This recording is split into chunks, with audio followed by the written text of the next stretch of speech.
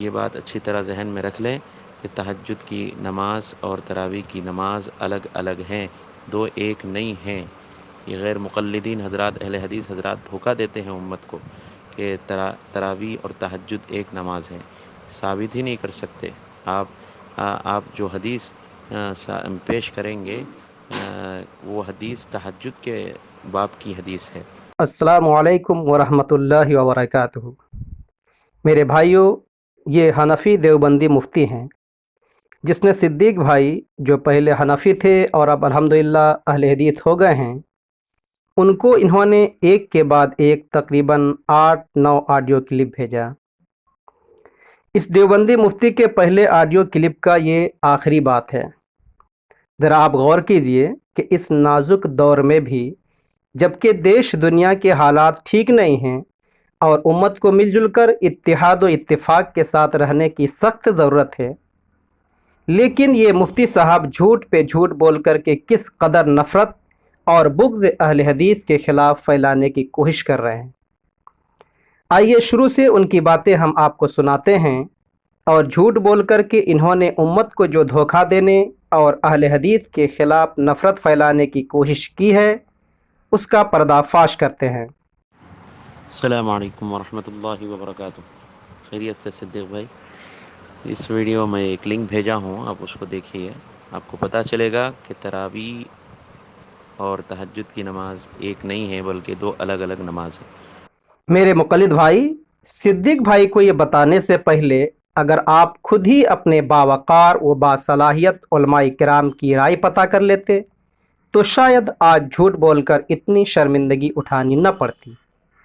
انور شاہ کشمیری دیوبندی نے فیض الباری علی صحیح البخاری میں مائی عائشہ رضی اللہ عنہا کی 11 رکعت والی حدیث نمبر 1147 کو بیان کرنے سے پہلے والمختار عندی انہما واحد کہتے ہوئے یہ تسلیم کیا کہ میرے نزدیک بھی تہجد اور تراویح دونوں ایک ہی ہیں۔ آپ کی اگلی بات عوام الناس کو سناتے ہیں تاکہ آپ کی تلبیس لوگوں کے سامنے اجاگر ہو جائے۔ اس کی سب سے بڑی دلیل امام بخاری رحمۃ اللہ علیہ کی کتاب میں امام بخاری نے تہجد کے لیے الگ چاپٹر، الگ باب بنایا ہے اور تراویح کے لیے الگ باب بنایا ہے۔ جی بالکل صحیح فرمایا آپ نے، لیکن یہ آپ کی موافقت میں نہیں بلکہ آپ کے خلاف یہ دلیل ہے، مگر آپ نے جھوٹ بول کر کے اس کو اپنے موافقت اور اہل حدیث کے خلاف بنانے کی کوشش کی ہے۔ ذرا اپنی اگلی باتوں کو غور سے سنیے۔ اور جس حدیث سے اہل حدیث حضرات 8 رکعت تراویح کی دلیل دیتے ہیں وہ حدیث تہجد والے چاپٹر میں ہے، تراویح والے چاپٹر میں نہیں ہے۔ بالکل جھوٹ کہا ہے آپ نے۔ یہ حدیث کتاب التہجد حدیث نمبر 1147 کے ساتھ ساتھ کتاب صلاۃ التراویح باب فضل من قام رمضان حدیث نمبر 2013 میں بھی موجود ہے۔ کیوں میرے مقلد بھائی، تہجد اور تراویح کو الگ الگ ثابت کرنے کے لیے آپ نے یہ جھوٹ کیوں کہا؟ جھوٹ بول کر کے امت کو دھوکہ دیتے ہوئے اور یہ الزام اہل حدیث پر لگاتے ہوئے آپ کو اللہ کا ڈر ذرا سا بھی نہیں ہوا؟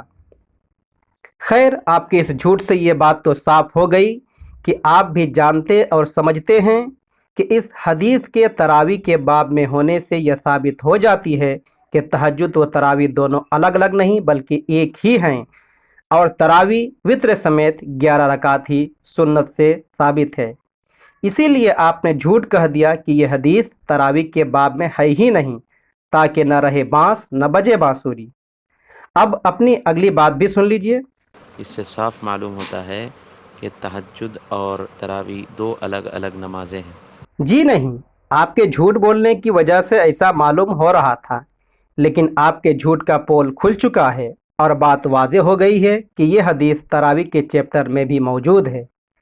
یہی وجہ ہے کہ آپ کے باوقار عالم دین انور شاہ کشمیری نے بھی تسلیم کیا کہ یہ دونوں ایک ہی ہیں۔ مائی عائشہ رضی اللہ عنہا کا یہ کہنا کہ رسول اللہ صلی اللہ علیہ وسلم نے رمضان ہو یا غیر رمضان کبھی 11 رکعت سے زیادہ نہیں پڑھی، اس حدیث کو امام بخاری رحمہ اللہ نے اچھی طرح سمجھا اور اسی لیے تہجد کے باب میں اس حدیث کو بیان کر کے یہ واضح کر دیا کہ غیر رمضان میں یہ تہجد ہے، اور پھر الگ سے تراویح کا باب بھی بنایا اور اسی حدیث کو وہاں بھی بیان کر کے یہ بھی واضح کر دیا کہ رمضان میں اسی کو تراویح کہتے ہیں، اور تہجد و تراویح 11 رکعت ہی نبی صلی اللہ علیہ وسلم کی سنت سے ثابت ہے۔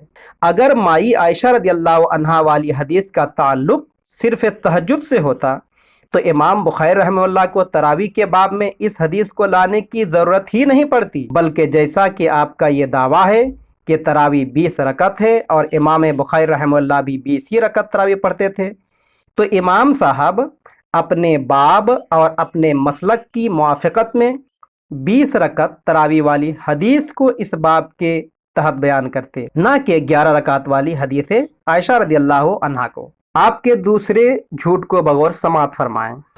اسی لیے آپ صلی اللہ علیہ وسلم اور آپ صلی اللہ علیہ وسلم شروع میں، یعنی کہ شرائط کے شروع حصے میں تراویح آپ نے پڑھائی تھی اور 3 دن جماعت کے ساتھ پڑھائی تھی، اور آخر رات میں پھر آپ صلی اللہ علیہ وسلم اٹھ کر تہجد پڑھا کرتے تھے۔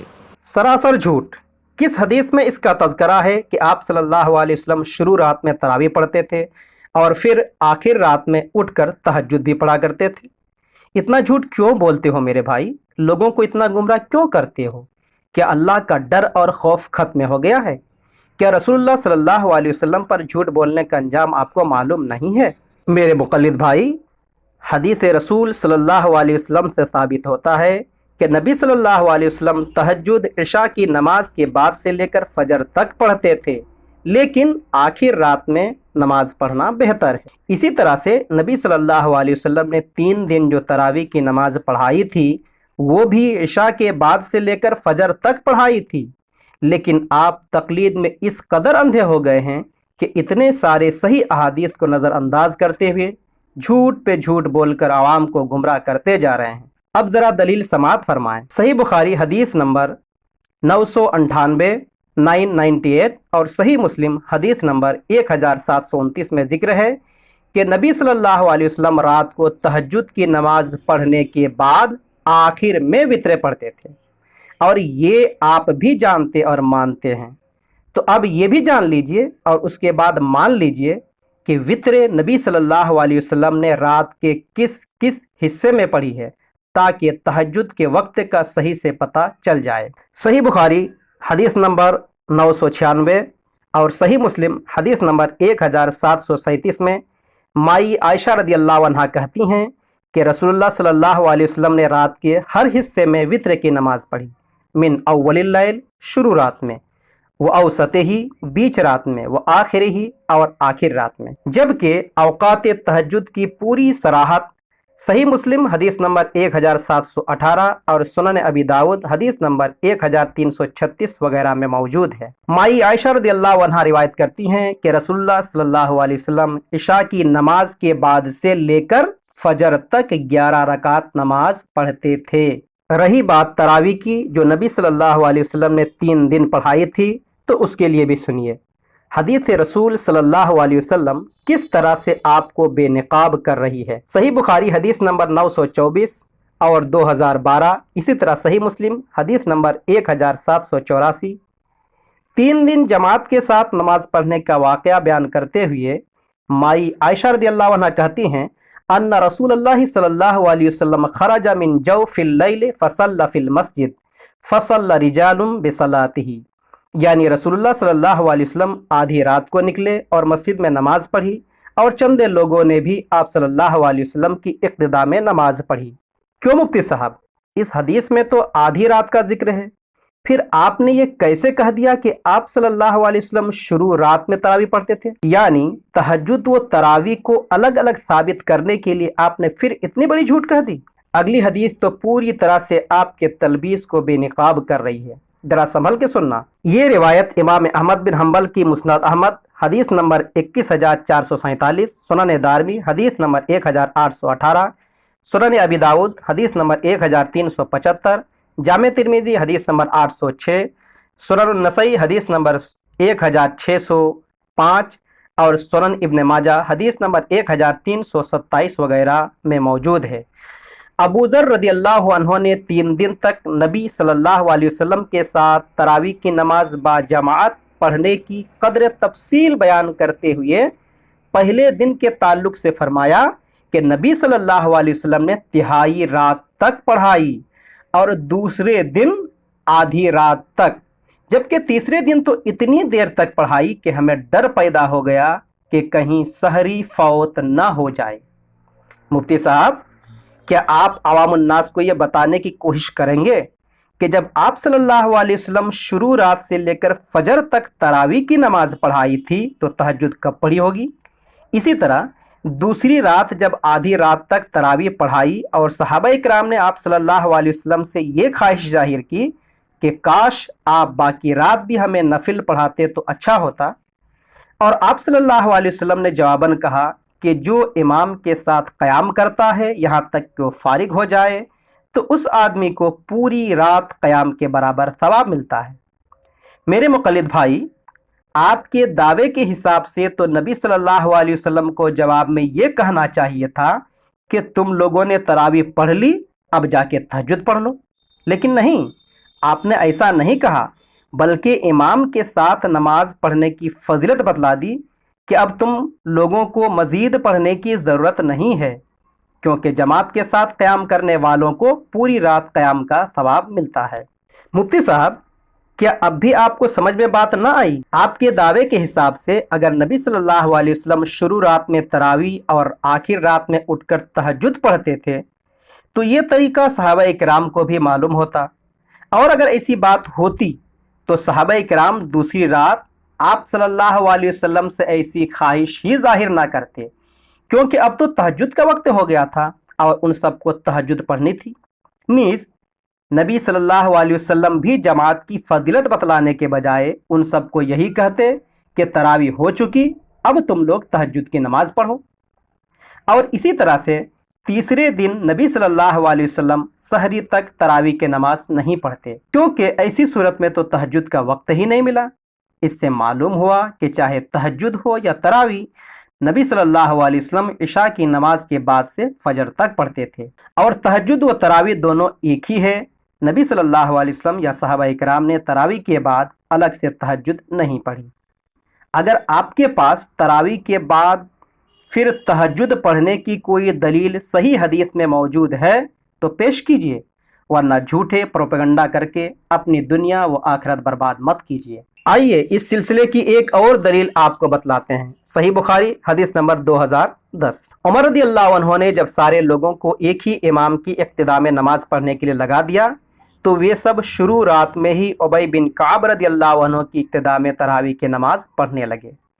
جب دوسرے دن آپ رضی اللہ عنہ نے ان سب کو اس طرح نماز پڑھتے ہوئے دیکھا تو فرمایا، واللتی ینامون عنہا افضل من اللتی یقومون یرید آخر اللیلۃ وکان الناس یقومون اولہ، یعنی جس وقت یہ لوگ قیام کر رہے ہیں اس سے زیادہ افضل اور بہتر وقت وہ ہے جس وقت وہ لوگ سوتے ہیں، یعنی آخر رات میں۔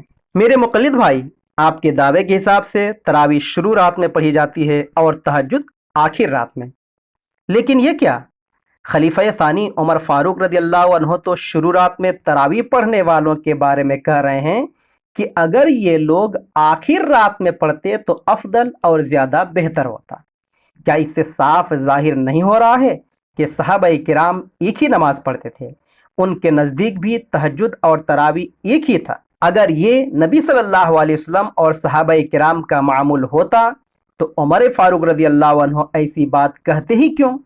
کیا وہ نہیں جانتے تھے کہ یہ لوگ تراویح پڑھ رہے ہیں جو شروع رات میں ہی پڑھی جاتی ہے اور آخر رات میں تو تہجد پڑھتے ہیں؟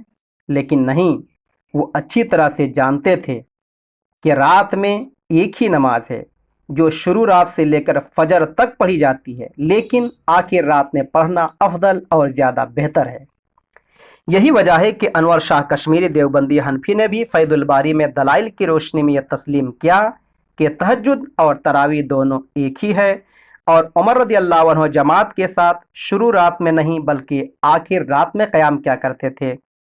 اس سے ثابت ہوا کہ عمر رضی اللہ عنہ بھی ان کو ایک ہی مانتے تھے، ورنہ وہ بھی شروع رات میں تراویح پڑھ لیتے اور پھر آخر رات میں تہجد، جبکہ ایسا نہیں ہے، وہ شروع رات میں نہیں بلکہ آخر رات میں پڑھتے تھے۔ ان تمام دلائل سے یہ بات روز روشن کی طرح عیاں ہو گئی کہ تہجد اور تراویح دونوں الگ الگ نہیں بلکہ ایک ہی ہیں، اور جب دونوں ایک ہی ہیں تو یہ بات بھی واضح ہو گئی کہ تراویح بھی سنت صرف اور صرف 11 رکعت ہے۔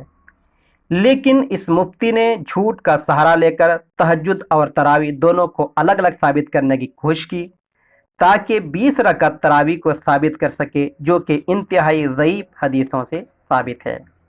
ہم اللہ سے یہی دعا کرتے ہیں کہ اللہم ارنا الحق حقا وارزقنا اتباعہ وارنا الباطل باطلا وارزقنا اجتنابہ، آمین۔